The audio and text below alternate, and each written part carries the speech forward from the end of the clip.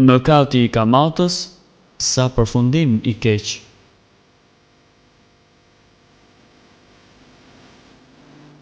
Dietari dhe hoxha i mirënjohur Muhammad Hasani, Allahu e ruajt, e cek temën e mëkatit të kamatës dhe thot: Më erdhi një nxënës në qytetin Mensura të Egjiptit dhe betohej në Allahun që të lutem për prindin e tij, i cili kishte ndëruar jetë në të njëjtën ditë.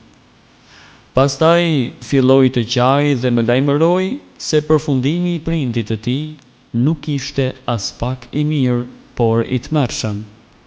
I thash: Si vdiq prindi yt?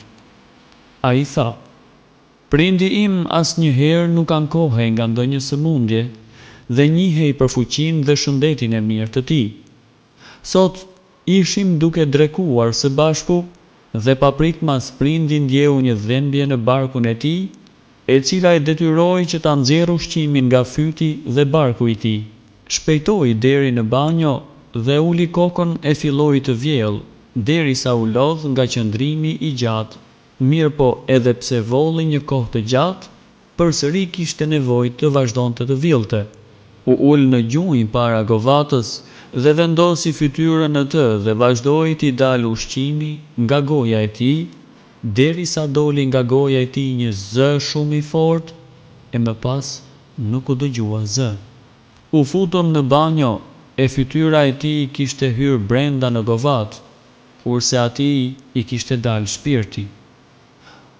Muhammad Hasani i tha: Allahu na ruajt, shko pyet nënën tënde se çka vepronte prindi yt.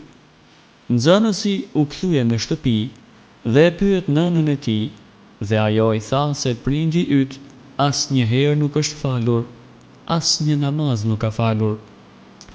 Hoxha i tha: Unë nuk pakësoj asgjë nga çështja e namazit dhe nga vlera e tij, dhe unë e di se për lënien e namazit ka mospajtim mes dietarëve, se ai që e lën bën kufër apo gjunah të madh.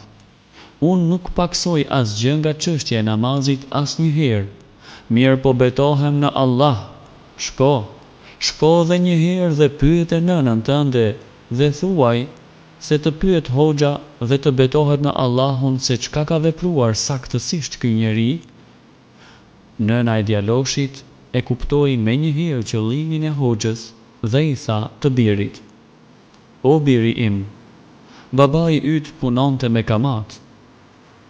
Kur mi tregoi fjalët e nënës së vet, i thash: Po, ashtu siç ka thënë i dërguari i Allahut, lavdia dhe paqja e Allahut qofshin mbi të, si jeton ashtu dhe vdes.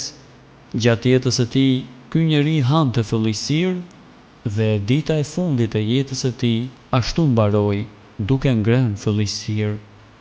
Allahu i madhëruar thot: Dhe ruajuni asaj dite që do të ktheheni tek Allahu, kur çdo kujt do t'i jepet ajo që ka fituar dhe askujt nuk do t'i bëhet padrejtësi. Sure Bekare, ajeti 281.